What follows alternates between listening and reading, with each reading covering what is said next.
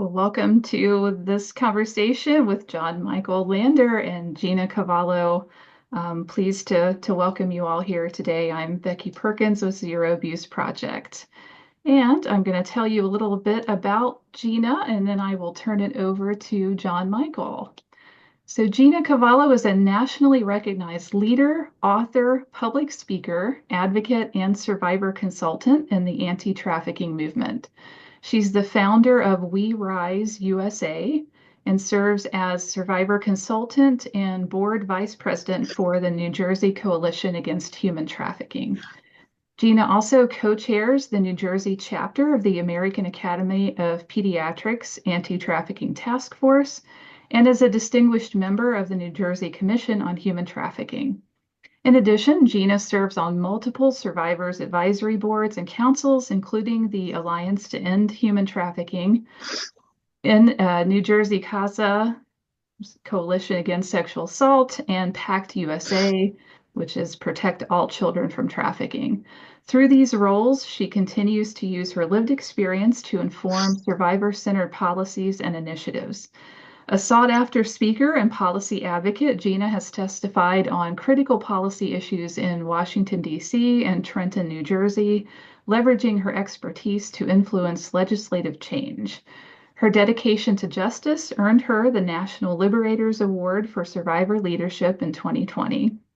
In May 2024, Gina published her first book called A Survivor's Secrets, a powerful memoir that chronicles her journey of resilience and empowerment, offering hope and guidance to others. Through her advocacy, writing, and consulting, Gina continues to inspire, educate, and lead efforts to dismantle systems of exploitation while empowering survivors to reclaim their voices. Wow, what an honor it is to have you here with us, Gina. So pleased to welcome you to Survivor Space and looking forward to this conversation today. So, John Michael, I will turn it over to you. Thank you, Becky. It's always a pleasure to be here. Oh my goodness. Gina, we're actually finally sitting here having this conversation together. I'm so excited, and I can't help but say what a privilege and an honor it is. I remember meeting you when I went to the first male retreat, and you and I sat at a round table and just started talking. And that's what I would like to try to do today is just we're going to have this talk today. So I really want to thank you for being here. You're amazing. You're also an award-winning author, and we're going to talk about this book here in a little bit. So everyone has to get a copy. And we're going to talk about some things that are just going to pop up and come up in naturally and see where it goes from there. But we have some ideas where we want to go. And the first thing I would like to have you share, if you will, as comfortable as you are, is to tell us a little bit about your story and your background and what got you into the work that you do today. Thank you. First, I'd like to thank you, John Michael and Becky, for having me. And the most important person in my life, which is my faith, is God, because for me, I wouldn't be here without my faith and without having, I always feel everyone can believe in anyone they want, the doorknob, the universe, whatever, or whoever. But believing in something gives us something to hold on to. And for me, that's God. And I remember there was a time I was in such darkness where I believed in nothing and had no hope. So I'm grateful, filled with gratitude to be here today. So how my journey, that's a very loaded question. So I'll start. So from the beginning, I would say most importantly, when we talk about, say, sex trafficking, that's like a big word, trafficking, and it was for me. And just as child abuse, the word abuse was a big word for me, as well as domestic violence. And none of those were anything that I was personally able to relate to. So I think that was important for me. I was unable to identify with what any of those words meant. I was unable to articulate what was going on with me.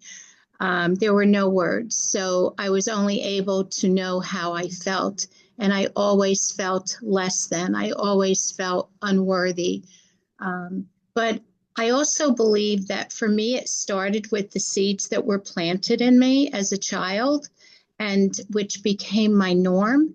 And I'm not saying my norm felt good. It never felt good. In fact, if anything, right?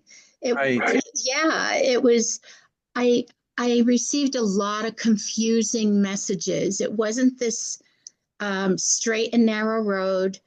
And I know this may sound crazy, but I'm just going to be transparent here. I do believe that my parents loved me. I do believe that in their own way, but I believe that things are passed down from one generation to another that can become our norm.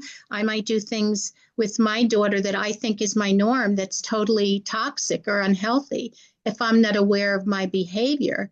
So for my parents, I learned later in life that my father, he was an immigrant.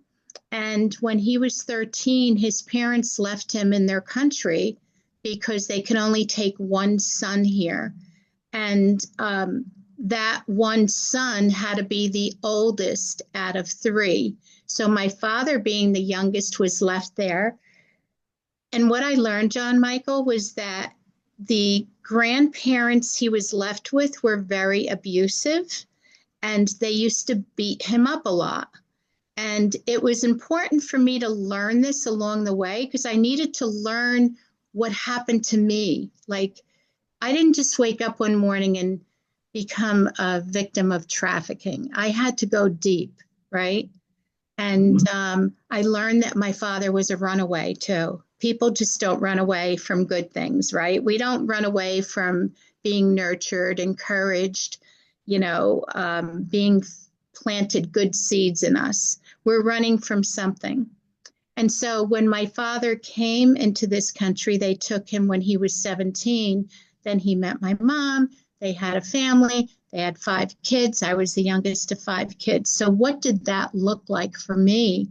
And I'm only going to speak for myself, is that I experienced what now I know to be domestic violence. I didn't know that word even existed, John Michael. It was like children should be seen and not heard. Things are swept under the rug. Um, and although I never felt good, I never felt like I had a purpose. I didn't understand myself. I didn't understand what was going on around me, the dynamics.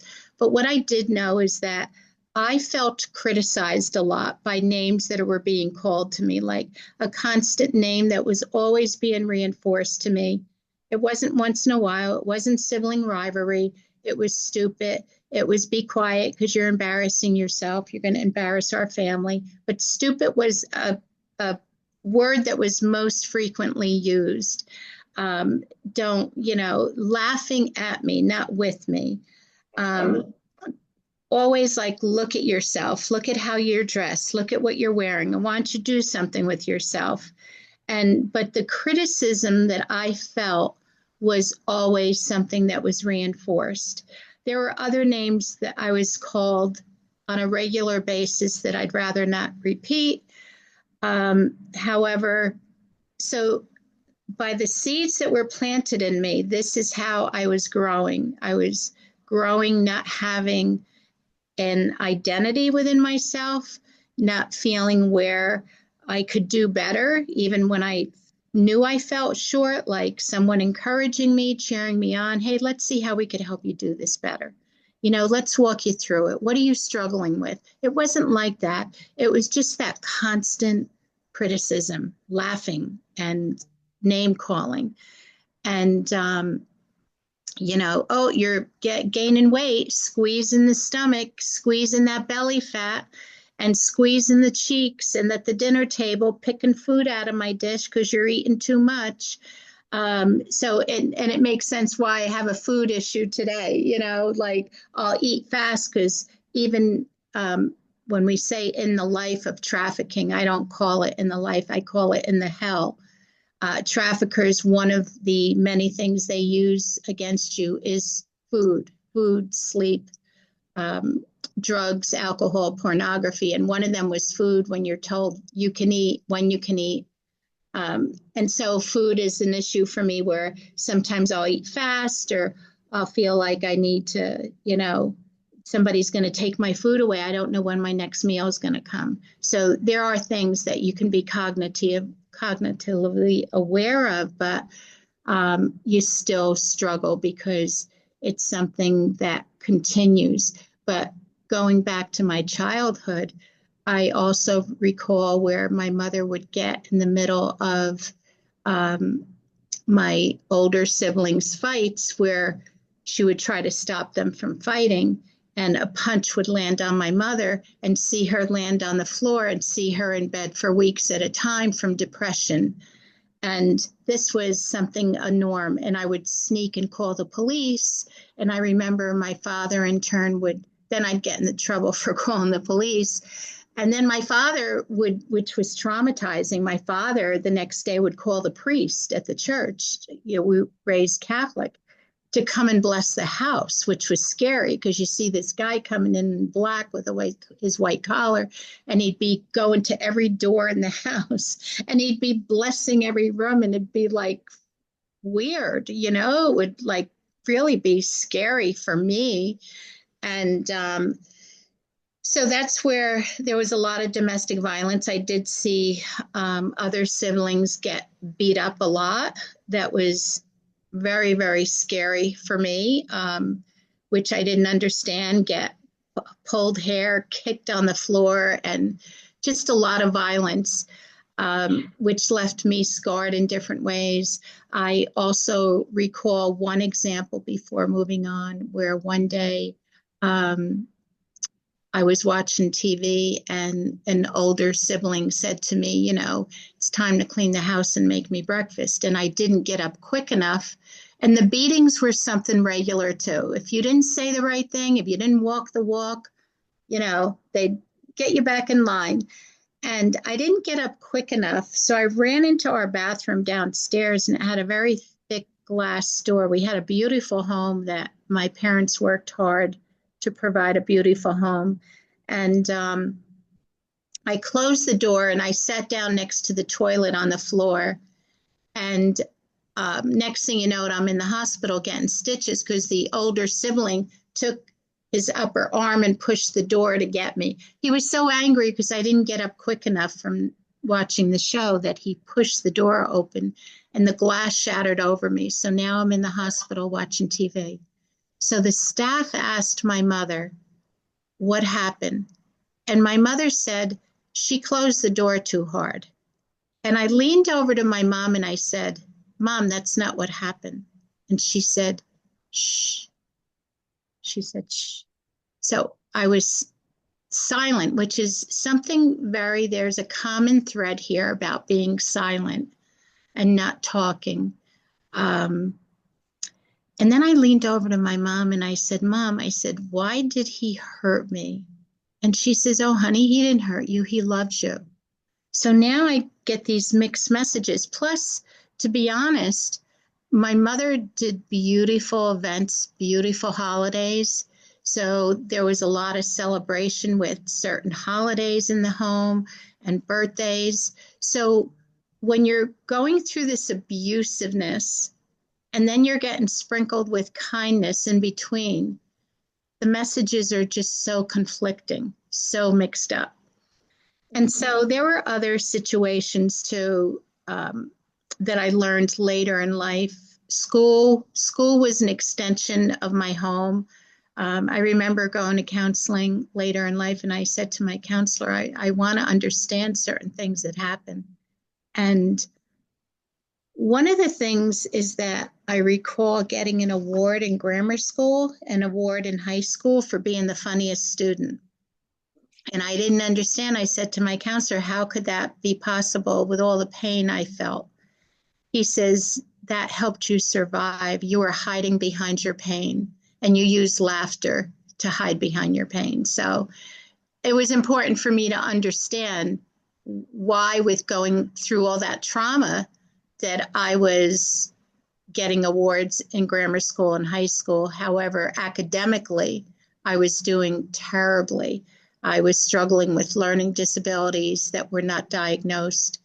And it was just hard. I'm one of those students that were not only held back, but then after a while they can't hold you back too much. Then they start pushing you through.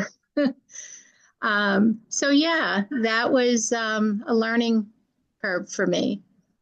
That's amazing. First of all, I want to thank you so much for being so transparent and open with your story, because I think you hit on some things that I would like to um, deconstruct a little bit. And you said one of the things is that when we look back at it, you write your book, I wrote my book, and when I look back at it from my position now, I can see things that were like, oh, that's a red flag, that's a red flag, that's red.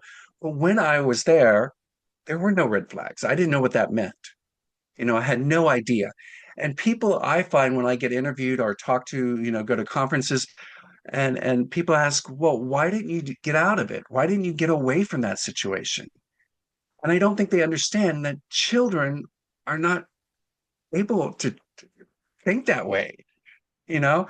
And I loved when I first met you, you were the first person that I felt connected to because I didn't run away. I wasn't, some teen who went off and thought I'd be better off by myself and then run into traffickers. Everything was organized from a situation that my parents were middle class, blah, blah, blah, blah, blah. And you came from a middle upper class yourself. And I think people don't want to believe that.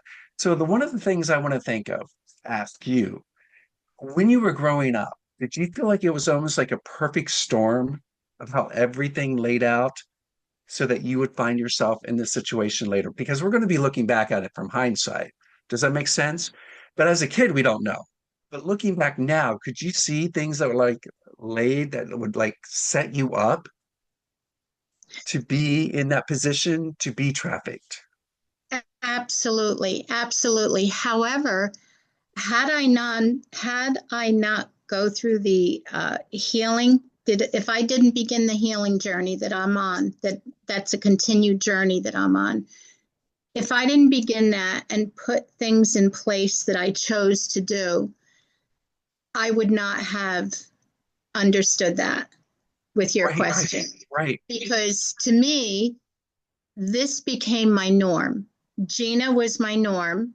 Everything around me became my norm. And anything at all that went wrong or could have gone wrong was Gina's fault. It was Gina. And what I did learn about myself is going through life where I became very defensive. And I didn't realize why one of those characteristics where I felt it was really important to defend myself because I was defending that child within that was never defended before. And it was like this fighting in me that was going to be a disassociation, but yet I wasn't going to allow anyone else to attack me anymore in any way. But I didn't know that. I wasn't aware of it. And wasn't aware of it even when I left home because I didn't realize that my wings were broken when I left home. And I was on a mission when I left. And the purpose of me leaving home was, first of all, I was tired of getting beaten. I was tired of being told how stupid and worthless I was. And I really wanted my siblings and my parents' acceptance, but not their acceptance through the home, the environment. We lived in a very safe neighborhood. It was the acceptance of just hugging me and saying, we love you. We want to try to lift you and help you grow, nurture yourself, find out what your purpose is, what my identity was. Ask me what color I liked. I looked at you like you had two heads. I didn't know what color I didn't know anything because everything was decided for me. So I couldn't think for myself. And so when I left home, I was on a plan. My mission is that I was determined to make myself a success and come back, and you were going to love me and you were going to accept me. I was doing it for a reason, because if your family doesn't love and accept you, who's going to? So it was a priority for me. not knowing that, look, when I left home, I was experiencing feelings that I never experienced in my entire life. People who weren't laughing at me anymore, people who were treating me with respect, who were including me, who were making me feel like I was literally walking on a cloud. But I didn't even realize that when you talked about earlier, John Michael, about that pattern repeating itself, about, realizing now what we didn't realize back then was that I didn't realize that that same pattern was about to repeat itself, that I was being groomed into that same pattern where we say we're going to do things differently, but you have the same outcome because you're repeating that same. It's like this insanity where you think you're doing something differently, but you're having that same outcome. And it's like, how did this happen to me? How did I get here? When people who were pretending to be my friends turned out to be people who were harming me and forced me into that hell. And I was given a new identity, and I was told what I was going to wear, what I was going to say, which it pretty much reinforced where I came from, but only it was still crippling because here I am trying to find Gina.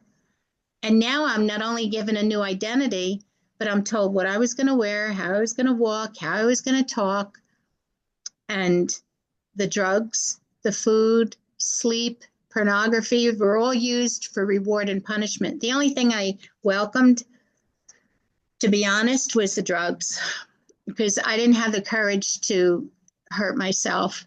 But I was just hoping if there was a God, I didn't want to wake up. I didn't want to. I was hoping I just would stop breathing. I found myself in and out of emergency rooms like one flew over the cuckoo's nest, just standing on line waiting for drugs, in and out of jails. Now I'm becoming not only a victim of domestic violence, a victim of different forms of child abuse, and now a victim of sex trafficking, which didn't even know what that word was. I remember when I first got arrested, and I was being arrested for soliciting to prostitution, and I said to the officer, "What does that mean?" I truly didn't know what that meant. I was out there being forced. I even told them that I was given a new name, and that wasn't my name.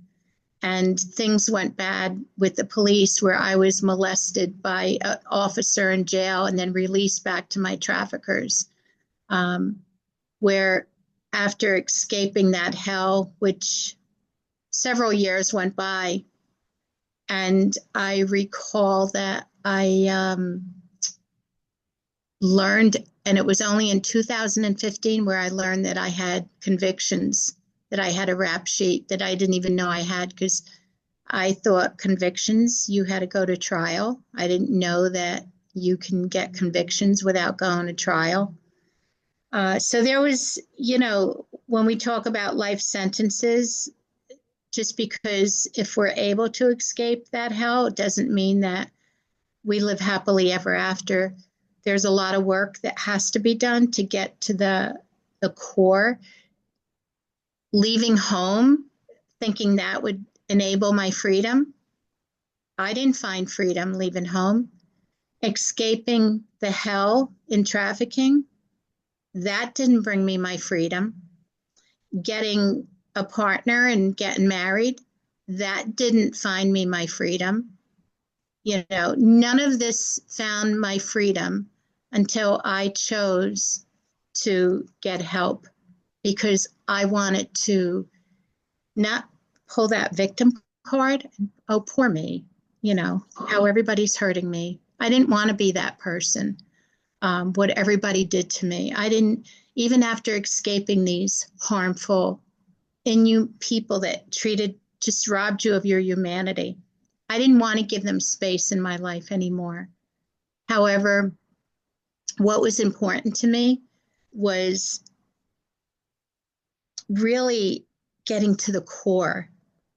And it wasn't about talking about what she or he did to me. It was no longer about them. It was about me. And I remember the day that I said, I want to, find a counselor. I want to get a support group. I want to have a mentor. And I really want to get down to what happened. How did all these things, because the pattern that kept repeating itself. And that's when I found my freedom. But there's a lot of work that goes into that. I love that. I love that. So, what is your definition of freedom? So, freedom, and it's amazing because if I had one wish, it would be that individuals can find their freedom as an early as possible in life, and by being able to have your voice, by being able to walk and talk and choose what brings you joy and happiness and contentment, and um, just to give you a full life that everyone has a right to have as a human being, to be treated with dignity and respect. But if we are unable to find that for ourselves first and willing, there's sacrifices that we have to be willing to give up. And it's a scary journey, I will say, because peeling that onion is very painful. I believe that there are resources out there, but that there's that old saying, you can lead a horse to water, you can't make them drink it.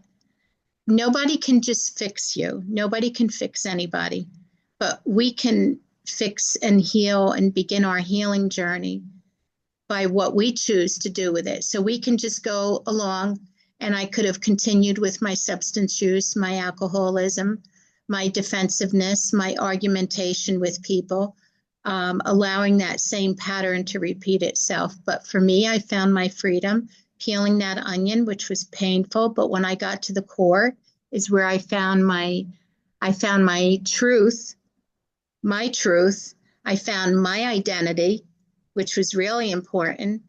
And that's where I found my freedom. So I found three important things when I got to that core, that onion, and that no one can take from me unless I just freely relinquish it, which I would never, ever do again.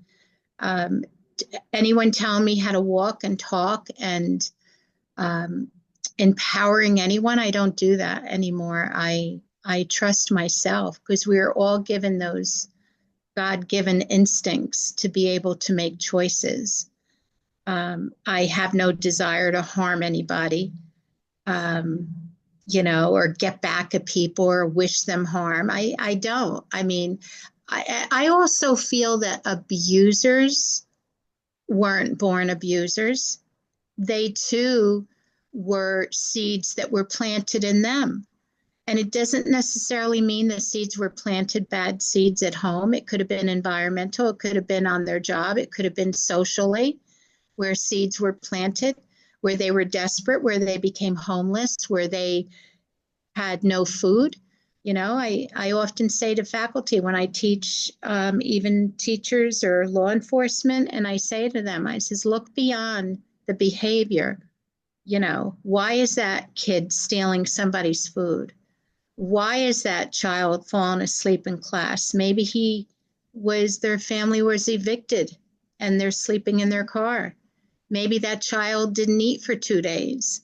We need to look beyond the problem in order to get to the core of what's really happening. I totally agree with you.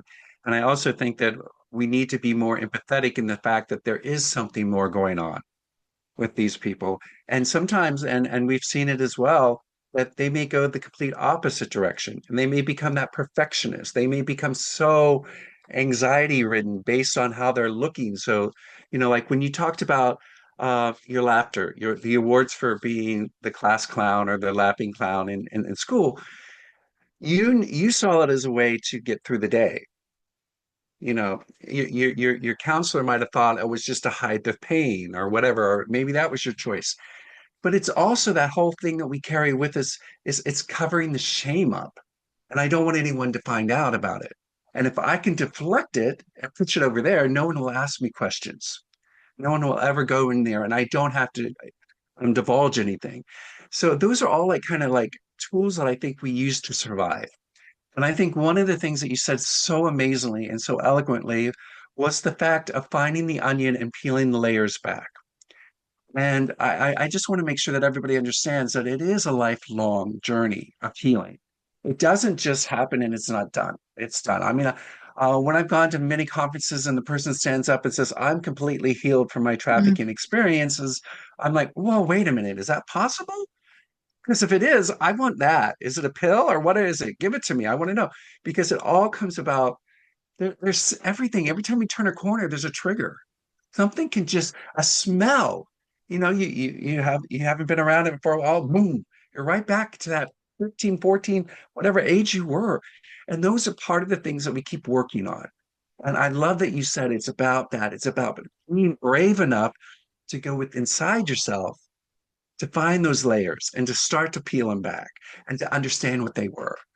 And we may not understand because we peel one down and that is understanding how it was today. And then next week it comes up and we go, oh, there's even more. There's mhm, even more, and it's a growth. And the more you do it, the more, the stronger you become and the braver you become, and you're able to look at it more. So I love that you shared that with everybody because that's really what it is. And it's the way we have to also forgive ourselves, which is what mhm, you said. And it's more important to forgive ourselves than forgiving those people. mhm, Eventually, I think you can forgive predators or whatever, but to learn to forgive yourself and know what that means because it means different for every one of us. mhm, And there's not one right way to do it. And I want people to understand that. And that's what I think you said so beautifully is it's your journey. mhm, It's my choices. I get to make my choices now and no one can take those away from me. If someone's trying to tell me how to act, to dress or what, I'm going to say no. mhm. That's power. That's so true. I couldn't have said it better.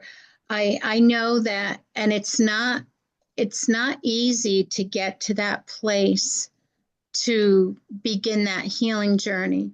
However, to get to the place, because I feel it's so important to be on that journey, because if we're not on that healing journey, we're going to continue in that insanity, that pattern of being a victim and also potentially victimizing because hurt people, right? And also, if you Exactly. don't heal what hurt you, you will bleed on others who didn't cut you, which we don't do intentionally.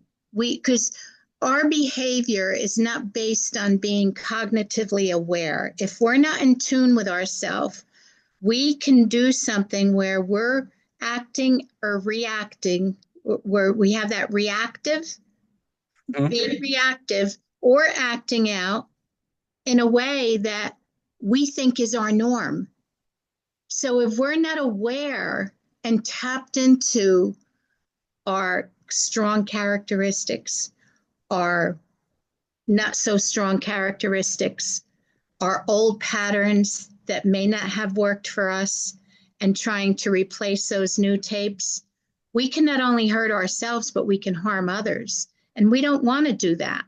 Nobody wins in the control of harming, but one of the biggest challenges that I found is because I was one of the many seeds that were planted in me was the seeds of silence, you know, and that was always reinforced by family.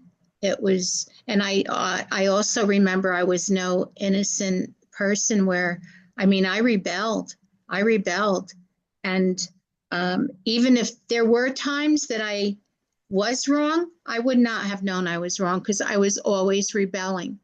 I didn't know. It was like that fight, flight, free, where you just like you're out of control all of the time.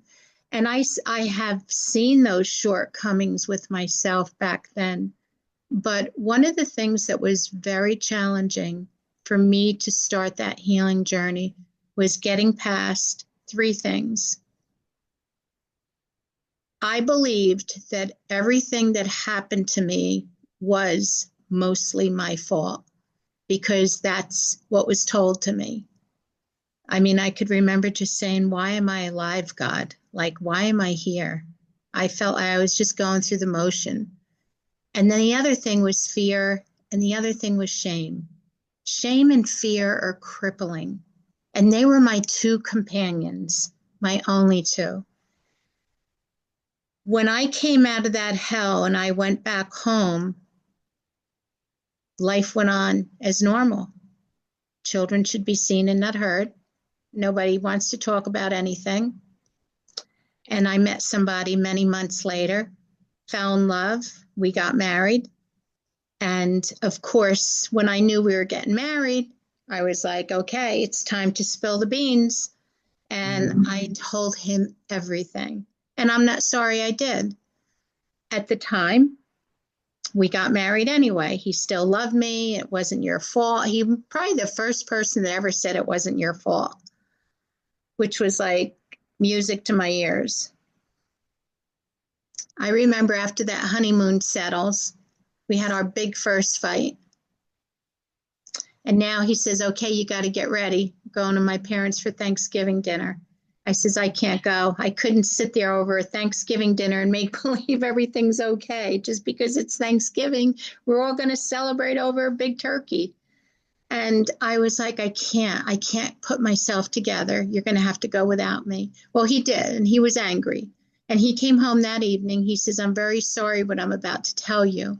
He says, but I was so angry with you for not coming with me to my parents for Thanksgiving that I told them about your past. And they told me that if I didn't divorce you, that they will disown me. And in 3 weeks, I received divorce papers from him.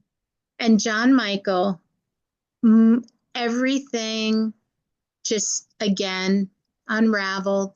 I went spiraling downhill. I left my job at social services and I got a job at a very bad area as a bartender.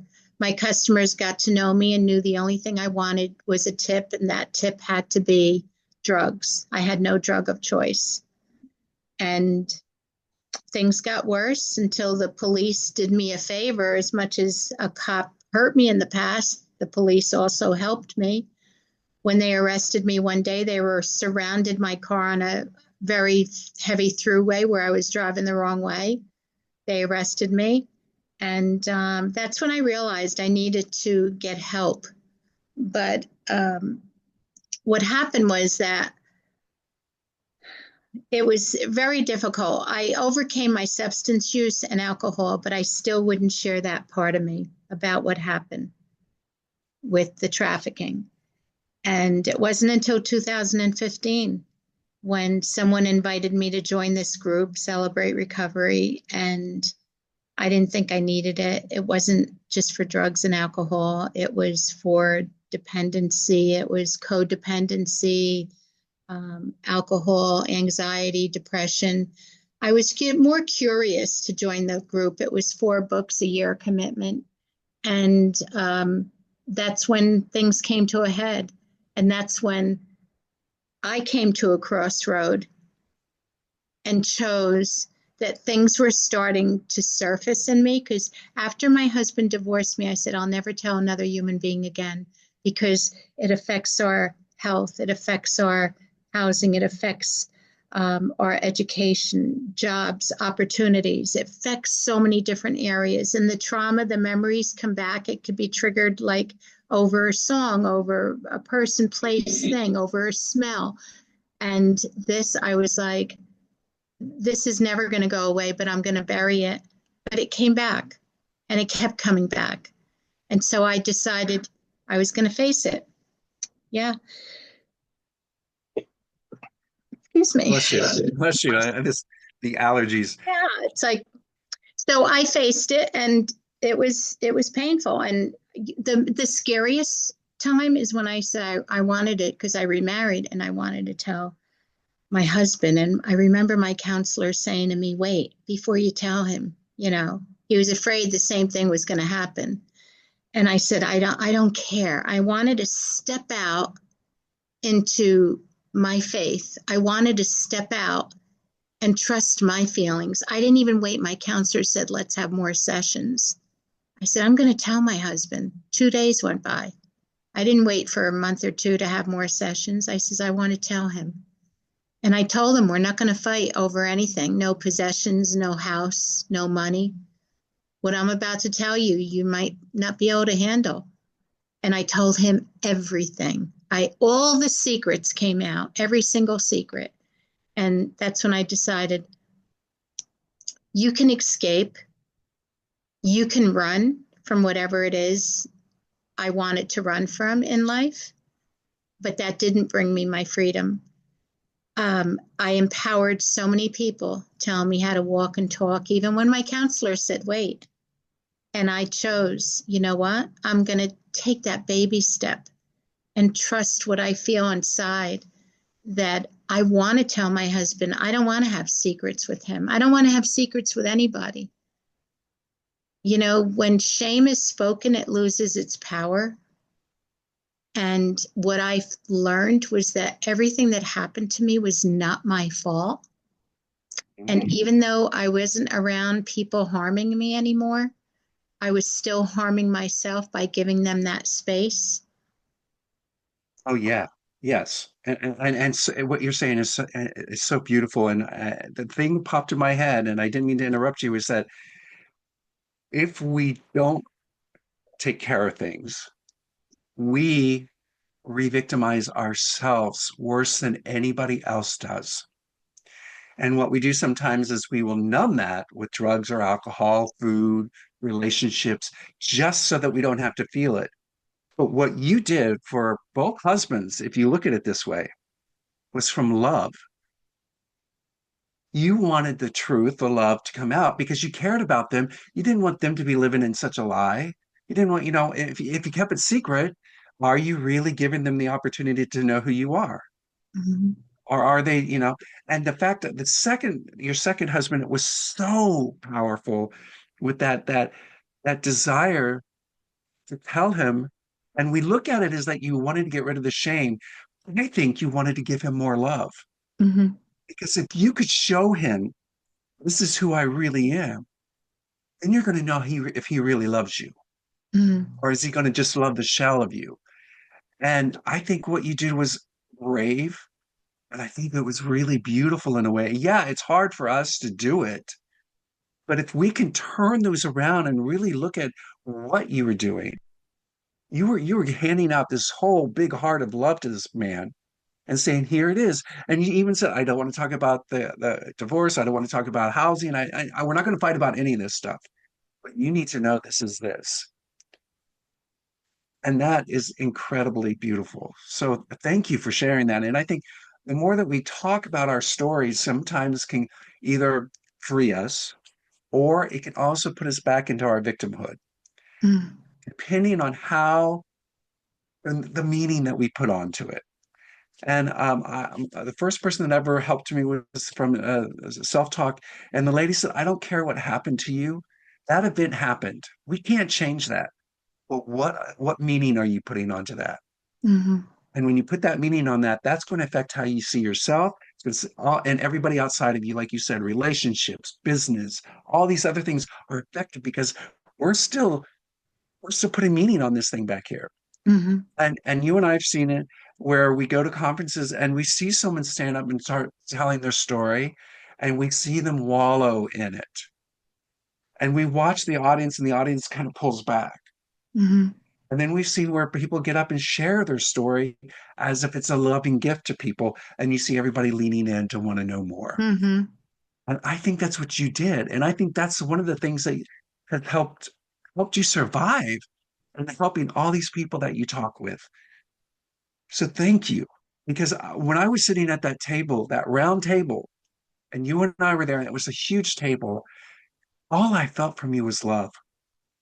Oh, thank you. And that's who you are. You're just this bunch of love coming out, and you want the best for everyone. And in that turn, it comes back to you, and you're receiving that love from other people too. Which would get, oh, I hope we can talk about your work now. Let's talk about your work. And then, but there's one question out of this book I don't want to talk too much about the book because I want people to buy it and read it. There was one thing that you talk about in here about the invisible chains. And I think that we talked about it. You danced around a couple of these invisible chains that were around you. Can you just give a little? I don't want you to go into big details because they got to go and buy the book to find out what that means. But I love the way you say it and the way you talk about these invisible chains. Can you share just a little bit about that?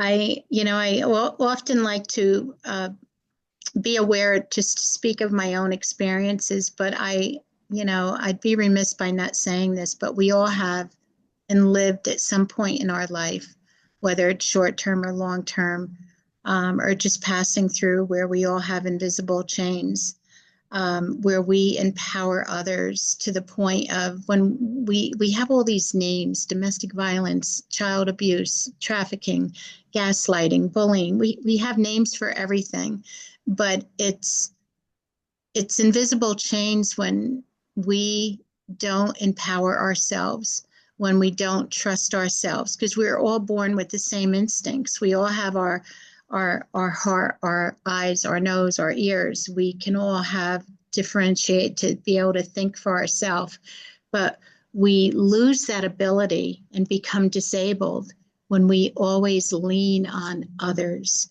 to make those decisions for us. I'm not saying it's wrong to get opinions, but it can turn out to be crippling if we're not aware, because we could end up having those invisible chains around us, convinced that it is our fault, what's happening. So whatever happens wrong in my life today, it's not going to be because other people are telling me how to walk and talk. I'm going to believe it's my fault. The only thing that may be my fault is that I am not taking responsibility for my life. I am not removing those chains. So many people think that abuse, any form of abuse, because we know trafficking is abuse. I don't care what type of trafficking. Abuse is abuse. It's rape. It's abuse. You're robbing people of their humanity. They think that having, a rope around your hand or duct tape across your mouth or chaining you to a bed is what this crime or what any of these crimes are about. It's not. And many times people say, well, she's not tied up. He's not tied up. Why doesn't he leave? She's not abusing him now. She fell asleep. Why doesn't he run? Well, he can't, because after the abuse stops, it becomes psychological control. And if we don't differentiate between that psychological control and break free from those chains, we will continue to allow that to happen. I speak a lot of that in my book, and it's funny because many of the reviews that I read talks a lot about that thread of commonality there, where many people of all ages and backgrounds are able to relate to that in my book. There's also many resources in there as well. So yeah, it's just getting healthy, and healthy can look different in so many different ways. It's not a one size fits all. It's no straight line. There's a lot of different ways, even for myself, what looks healthy, what works for me on those good days, those bad days, those triggering times, and what I know I can do. I go in my toolbox and I know exactly what's going to help me to get through those moments. And I don't allow myself, I allow myself certain times, but I don't allow myself too much time. I will honor my feelings, and then I will, I won't allow myself to stay there, whether it's, poor me, maybe I'll say that. And then I'll say, okay, well, you could be poor me for 5 minutes or 1 hour, but then, okay, let's change it. What are we going to do? Whether it's what I love to do, going hiking or putting essential oils on or lighting my favorite candle or going for walks or just playing music or having some prayer time or whatever that might look like, or just shutting down. So just refilling that cup, whatever works for you. But really, I mean, the reward is just so much greater because we are more than our lived experience. I mean, I have my professional life, my personal life. Um, my lived experience is no different than anyone else, whether it's a war, a veteran that, was fought in the war for us, whether it's anyone that's overcome any crime. We could stay that victim or we can, just move past that. Right. We're running out of time, but I want to just touch base a little bit. There's two things I want you to do. And the first is just tell a little bit about what you do as your job and where you want to see yourself in the next 5 years. Just kind of give an uplifting feeling because, we talked about some heavy things today. And I'm Yeah. so glad that you were so open about it and so transparent. But so tell us a little bit about your job and then give us some hopeful things that how survivors can change their lives because you Yeah. have done it. You've done Yeah. it and you are successful. You're known all over the world. People know who you are. Your book is now an award-winning book. Um, and how I don't know how the right word to ask. It's just, I Now, just want you to share about your job and how this has all become because of what has happened.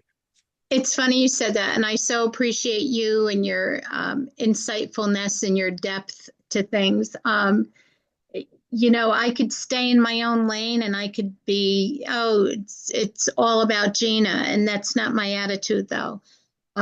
First of all, I'm the human trafficking lead consultant for the New Jersey Coalition Against Human Trafficking and vice president of the Board of Trustees, co-chair of the American Academy of Pediatrics Task Force Against Trafficking, and appointed to the commission by our governor on human trafficking. So those are just some of many things, and I sit on many boards across the United States. However, I have gotten into this area of advocacy. So also I get to have the green light and support from our coalition and our board to bring other survivors to the table because there's nothing about us without us. And since that is the current work that I'm doing, what does that look like? Is that it's just can't be all about Gina's lived experience. And in fact, it goes beyond my lived experience. There's much more, as we talked about, there's a much deeper thread than what happened to us. And we won't know that unless we continue with our healing journey. And basically, what I learned in doing this work, I love bringing survivor leaders from across the United States to our table to do professional developments, webinars, all different opportunities. But I also, most importantly, what I'm passionate about is I love collaborators. I love people who are doing this work, but it doesn't mean, oh, I'm doing something for you, now you have to do something for me. I'm not in those terms. I just mean that we do need to work together. I want to support you. I know that you support my work, John Michael, as well as I support yours. The pendulum may not always be 50-50, but we work hard at collaboration. I know that's very important to you as well, and to many other survivor leaders. I like to make sure I'm very careful who I walk alongside of in my personal and professional life because to me, I'd rather have less than more because I just want to make sure I could trust. Trust is very important. Being a safe person is very important. I not only want to be that person, but I want others to be that safe person for me. And I would say collaboration is huge for me. I don't do well with people who just are always about me, and they don't, they don't mix and bring others into their fold. It's just about what they do. And I just love collaborative people. The other thing, where I find myself in 5 years, I have to tell you this. I put the word of people before the word of God my whole life. I put the word of my family before God. I didn't even believe. I was raised and born Catholic, went through all the rituals, but I never felt a connection. In fact, I always felt like, where is she? Where is he? If there's a God, where are they? I didn't know. Like, how could this happen to any human being? So there was no God for me. But there came to a point in my journey where I was like, my whole life, everybody's word was more important because I trusted. Just because you hurt me didn't mean I wasn't going to trust again. So I continued to do that. But now it's like I said, I'm going to give God a try, you know? So now I put the word of God before the word of people. And guess what? My life has become a lot easier. There's still the trauma, there's still things that happen, there's still the bumps in the road. I'm not going to lie. But when I surrender things to Him, His outcome far exceeds my outcome. I don't have to plan things, I don't have to look for things to do. He has unfolded my journey in ways that I could never imagine. I never imagined doing this work I'm doing. I never imagined being called to do so much of what I'm doing. I never imagined writing a book. You know, how could stupid write a book? you know, um, so my point, and not to minimize that, but he has far exceeded. I don't plan. He plans for me. It's his plan and his purpose. This was not my childhood dream of what I wanted to do, but it's okay. I'm serving him, and I'm content. As far as we're 5 years from now, I mean, I'd like to be just soaking on a beach, and just, at some point, I know I'm going to pull back from doing this because there's a lot that when we do this work, we pour all of ourselves into it. And I just know that, look, even making a difference with one person, the youngest I met was 10, the oldest was 78. And when people hear your story and your courage, what you're doing, John Michael, is you're giving other people permission to share their story and letting them know, we are letting them know they're not alone. And my personal life, my husband, my family, who I'm so blessed by, my friends who I see, Trisha, her comment on there, it's like, to me, less is more. These are the people that matter in my life. I could not see them for 6 months or 8 months, but they are there. They are my family. I know when I got sick, Trisha was here. Came from another state to come and see me and be with me. They matter. So I believe that in 5 years, I'm not going to make it up, but I know his plans just far exceeds mine. And I just try to stay in the present and be still and know that I don't have to figure it all out. I don't have to have all the answers, but I just love the support and encouragement from my husband, my family, my few friends that I really rely on and have the utmost respect. You know who they are because some of them are yours too, that we share and we're very, lucky to have. So yeah, that's how I feel. And you have been an incredible blessing in so many ways in my journey and countless others that I know. So I'm glad to be a part of that journey. You're incredible and right back at you. So our time is up, and I just want to thank you. This was an amazing conversation. And is there anything you want to share with the people listening? Anything you want to have for them to take away from what our talk today was? Anything? yes, I would just say, we are in this together. Nobody's less than, and nobody's above anybody here doing this work, whether we're doing it individually, collaboratively. Don't ever think that, you're more than anybody or I'm more than anybody or I'm less and you're doing more. You know none of us know all the answers. We can only share our lived experience. And we should be doing this together in a collaborative way, in a respectful way.